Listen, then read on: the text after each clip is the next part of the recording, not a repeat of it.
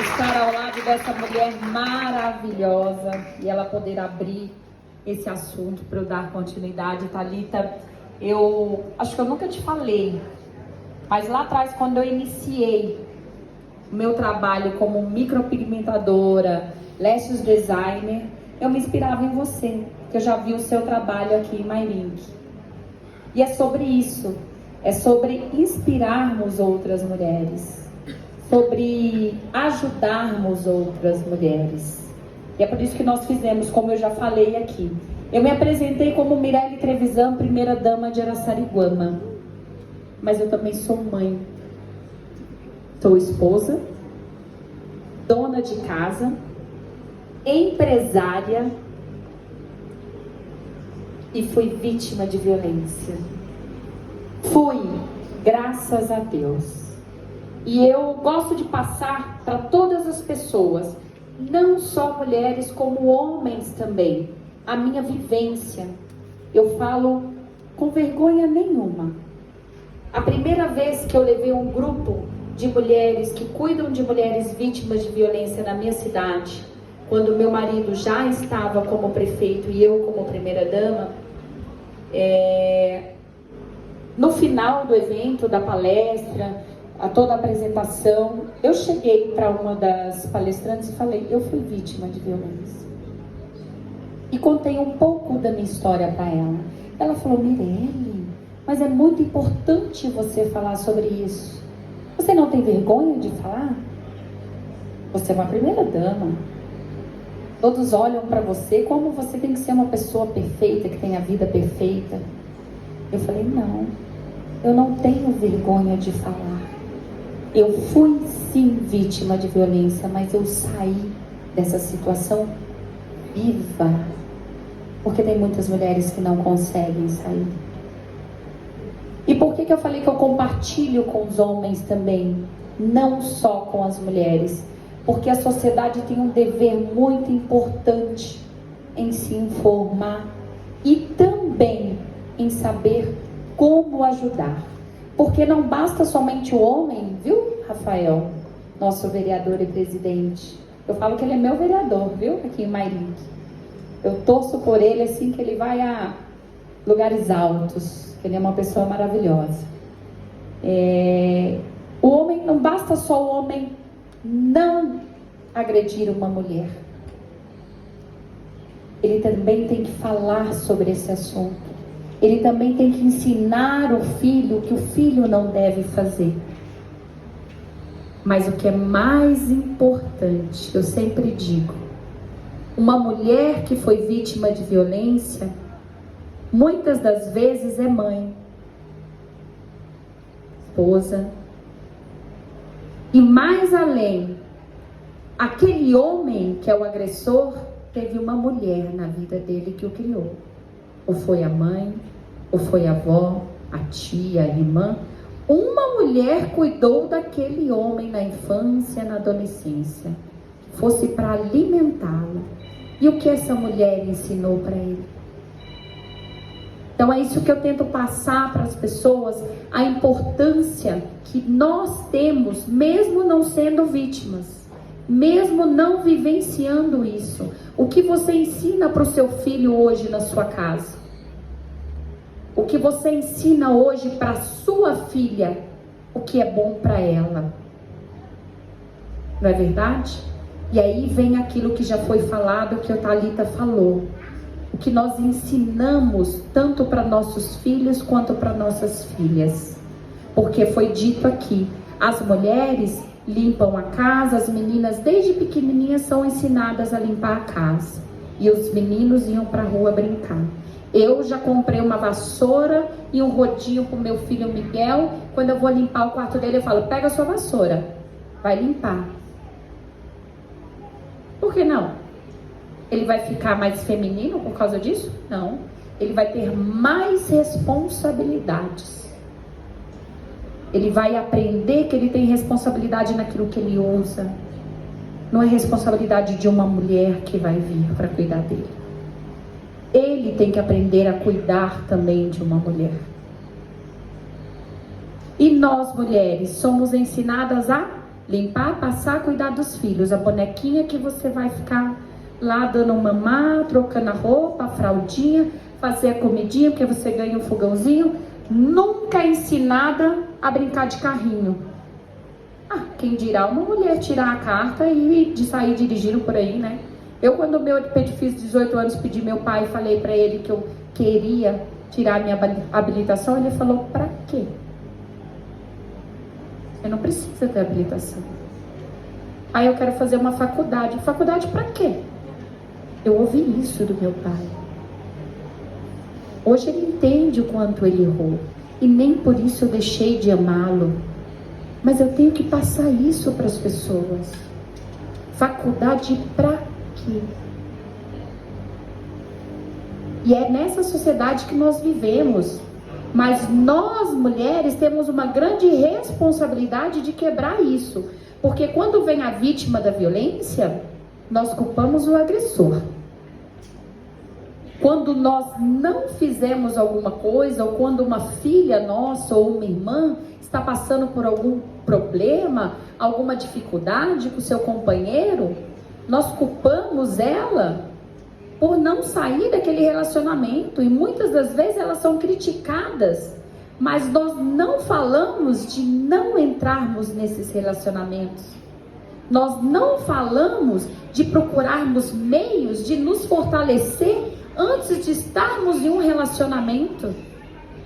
Quantas mães aqui tem meninas jovens de 12, 13 anos?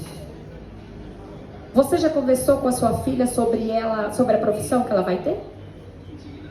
Parabéns. Sobre ela tirar a carta, comprar o próprio carro. Quantas mães falam sobre isso com suas filhas? É muito importante isso. Nós entendermos que nós podemos tanto quanto os homens. A gente vê mulheres saindo na rua, gritando, brigando pelo seu lugar, muitas das vezes de forma errada. Por algumas vezes, quando falamos de empoderamento feminino, a palavra é confundida com...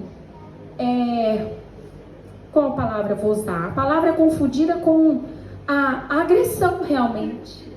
Com bater de frente, com a briga. Não é dessa forma que nós devemos buscar o nosso espaço. Não é querendo ser igual ao homem. Nós não somos iguais aos homens. E nunca seremos. Nós temos dons que Deus nos deu que o homem nunca vai ter, que os homens nunca vão ter. E o homem tem uma força física que muitas mulheres nunca vão ter. Olha o meu tamanho. Por que eu vou me comparar a um homem para buscar o meu espaço? Eu tenho que saber o meu valor para buscar o meu espaço. Eu tenho que entender aquilo que eu sei fazer para buscar o meu espaço. Eu tenho que saber o quanto o cérebro é igual de todo mundo, cientificamente falando, não é? Cientificamente falando, o cérebro tem a mesma capacidade. Tem algumas situações, algumas outras que pode mudar uma pessoa da outra, mas vamos dizer 99% das pessoas, o cérebro tem toda a capacidade igual. Quando nasce uma menina e um menino, eles têm a mesma capacidade de desenvolvimento como um ao outro. O quanto nós estamos explorando o cérebro das mulheres desde criança. Quanto você se explorou. Não é verdade? Eu só consegui sair do meu estado de vítima porque eu tinha um trabalho. Sabe com quantos anos eu comecei a trabalhar sem precisar? Porque eu venho de uma família que tem uma condição muito boa, com 9 anos de idade. Porque eu comecei a querer ter o meu dinheiro para comprar o lanche na minha escola. Que todo mundo ia para a cantina comer a pizza de calabresa, que é a pizza que eu mais amo, viu? Quem quiser me convidar para comer pizza de calabresa, tá, gente? Pode me chamar. E aí eu vi as meninas comprando, eu com 9 anos de idade cheguei no meu pai. Pai, quero ter o meu dinheiro. Meu pai falou, mas para você ter dinheiro você tem que trabalhar. Eu falei, então eu quero trabalhar. Vou trabalhar aqui no seu restaurante. Porque meu pai tinha um restaurante, uma churrascaria. Ele falou, então pode começar a trabalhar. Ele não pensou que eu ia fazer. Mas no outro dia eu cheguei da escola, guardei minha mochila e falei, o que é para eu fazer? Eu quero trabalhar. Mas eu não sei por que eu tive essa cabeça. Muitas meninas não têm essa cabeça. E por que nós não podemos estimular a ser assim? A saber quais são os seus talentos. Quando eu vim morar em São Paulo, eu só vim morar em São Paulo, que eu sou de Minas Gerais, porque eu casei com esse rapaz, que era violento. Ele já era muito ciumento no nosso namoro. Eu terminei, voltei, mas quando eu me casei e vim morar em São Paulo, que eu não tinha toda a minha rede de família, todos os amigos que estavam na minha cidade natal, meu Deus, eu me tornei prisioneira dentro da minha própria casa. E se eu não tivesse essa vontade de trabalhar, porque na primeira semana que eu cheguei, eu já fui procurar um emprego e eu comecei a trabalhar primeiro que ele. Eu talvez ainda estaria nesse relacionamento ou estaria morta. Porque as agressões começaram a ser muito mais fortes.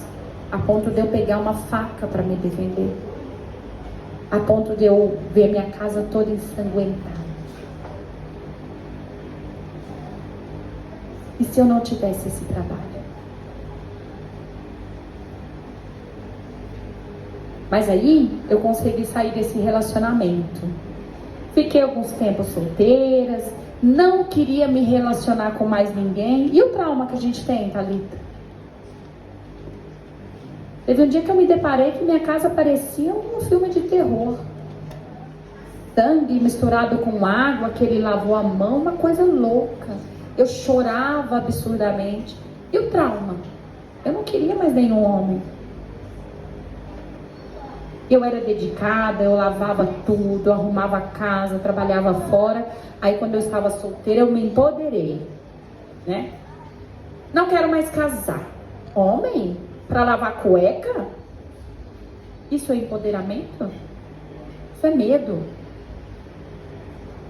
Eu estava fraca.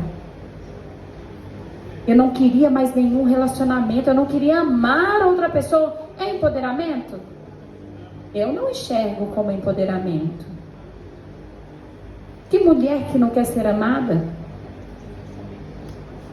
Que mulher que não quer ter uma família?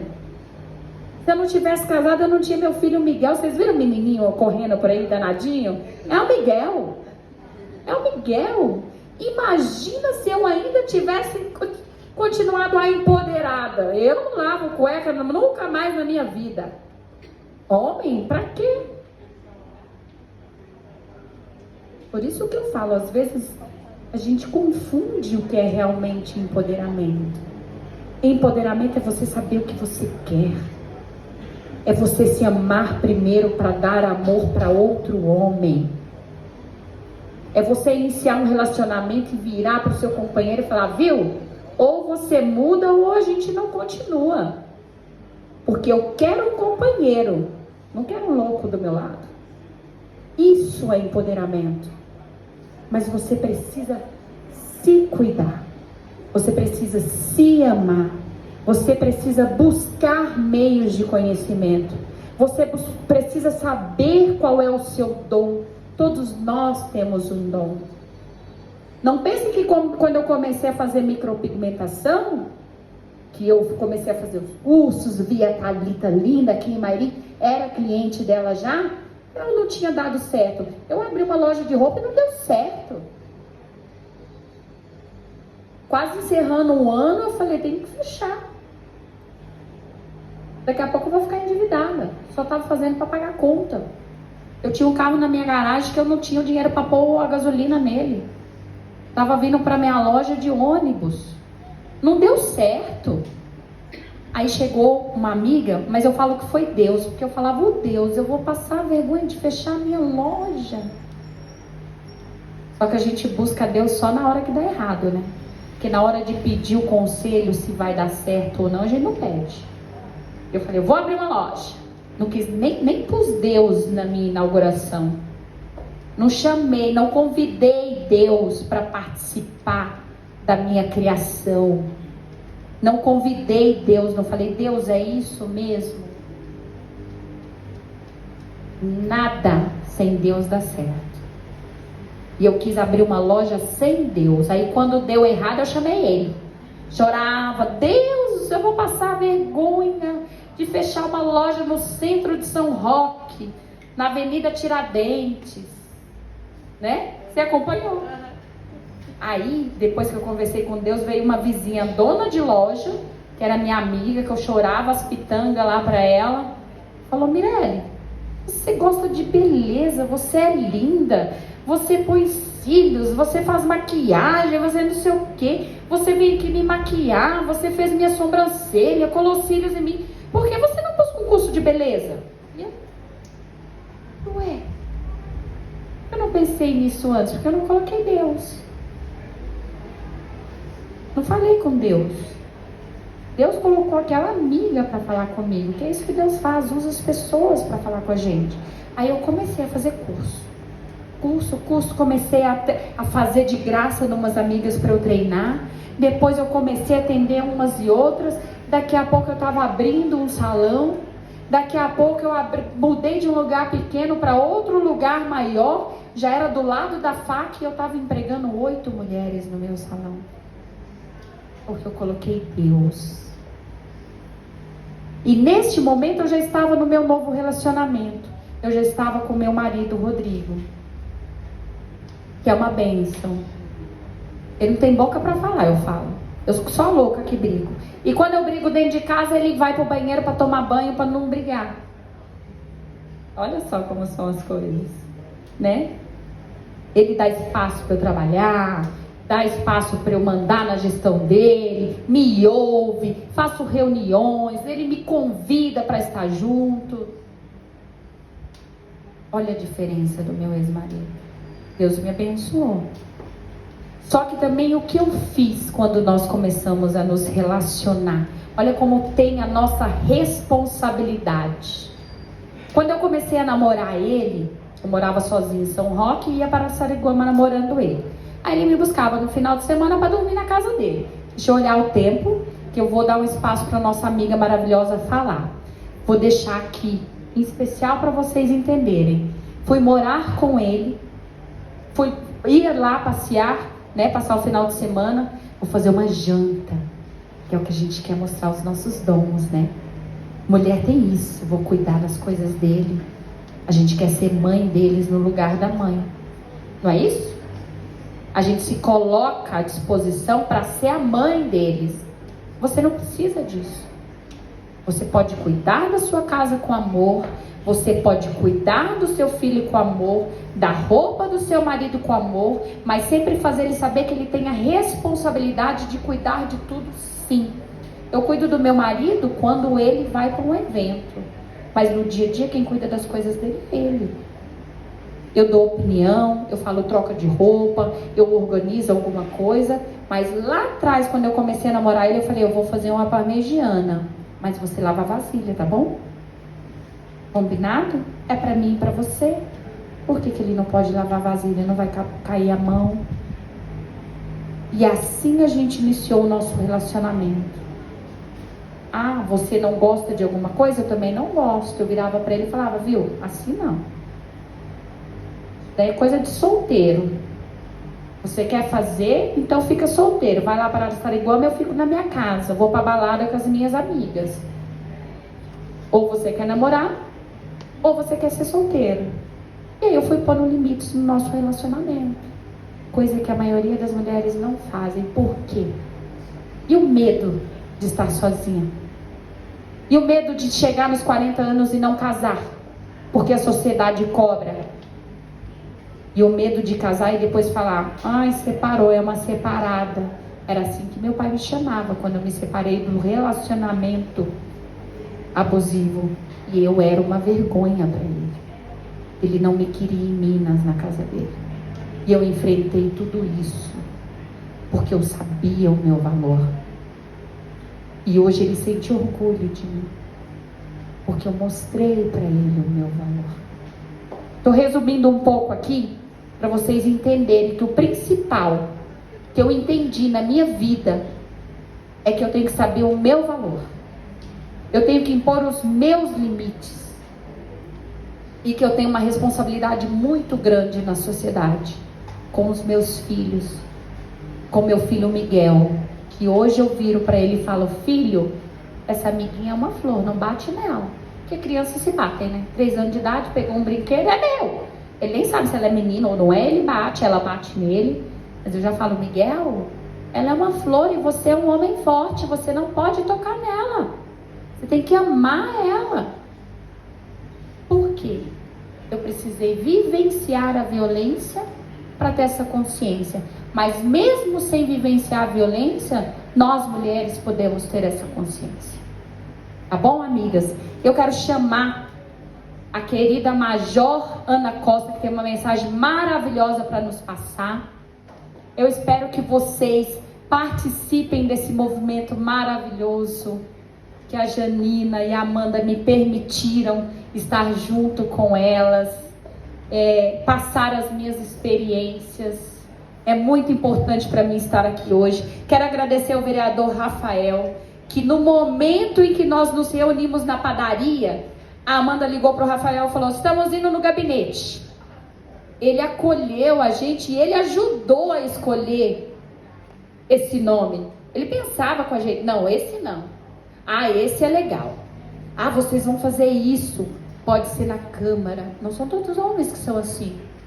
Ele ia olhar para... Se ele fosse um homem qualquer, ele nem ia dar o espaço da gente estar dentro do gabinete dele falando sobre isso. Ele ia falar: mais uma besteira de mulher. Então, parabéns, vereador Rafael, por ser esse homem. A Câmara Municipal de Mairink está muito bem representada. Nós, mulheres, precisamos de homens que reconheçam o nosso valor, o nosso poder e que nos amem também. É dever do homem amar, não só da mulher. Tá bom? Gratidão, Mairink. Gratidão à minha equipe do Fundo Social que fez esse café maravilhoso. Gratidão à equipe da Câmara, de todos que nos receberam.